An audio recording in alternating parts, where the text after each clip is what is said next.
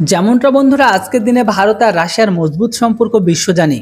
গোটা বিশ্বের পরিস্থিতি যেমনই হোক না কেন, সেখানে ভারত আর রাশিয়ার বন্ধুত্বের মাঝে কোনো পার্থক্য আসেনি। কিন্তু এখানে ভারত আর রাশিয়ার বন্ধুত্বের মাঝে আমেরিকা ছাড়াও চীন একটি বড় ভিলেন।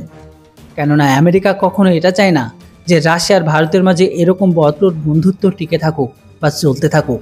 তো সেখানে আবার আজকের দিনে ভারত আর রাশিয়ার মাঝে যে সম্পর্ক যত মজবুত, তার থেকেও বেশি কিন্তু ব্যবসায়িক সম্পর্ক আছে রাশিয়া চীনের মাঝে। কিন্তু এখন রাশিয়ার সাথে ভারতের বন্ধুত্ব, এর চ্যালেঞ্জ শুধু চীনের কাছেই নাই, বরং এখন পাকিস্তানের কাছেও।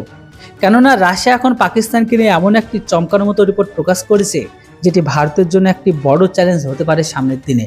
হয়তো এটা প্রথমবারের মতো হতে পারে যে রাশিয়া আর পাকিস্তানের মাঝে $1 আরব দুই দেশের মাঝে দ্বিপক্ষীয় ব্যবসা হয়েছে। আর এটা প্রথমবার যে রাশিয়া পাকিস্তানকে প্রথমবারের জন্য $1 আরব ব্যবসার টার্গেটকে পূরণ করেছে। এমনকি পাকিস্তান কিছু নির্মাণ ক্ষেত্রে রাশিয়ার টেকনোলজি সহায়তা পেয়েছে। এমনকি রাশিয়া পাকিস্তানকে রেলের ইনফ্রাস্ট্রাকচারকে মজবুত বানানোর জন্য রাশিয়ার টেকনোলজির সহযোগ পাবে।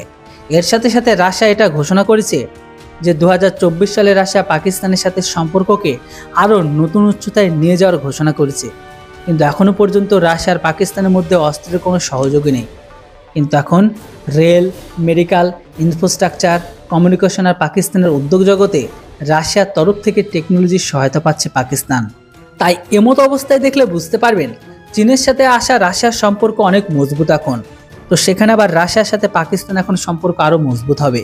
তাই এখন এটি ভারতের কাছে দুই দিক থেকে চ্যালেঞ্জ আর বিপদ দুটোই বাড়বে। তো এরপর আপনাদের কি মতামত? তাহলে কি বন্ধুরা রাশিয়ার মতন আমাদেরও কি এখন আমেরিকার সাথে সম্পর্ককে কি মজবুত রাখা উচিত? অবশ্যই আপনাদের মতামত কমেন্ট বক্সে লিখে জানান। Thanks for watching. জয় হিন্দ, বন্দে মাতরম।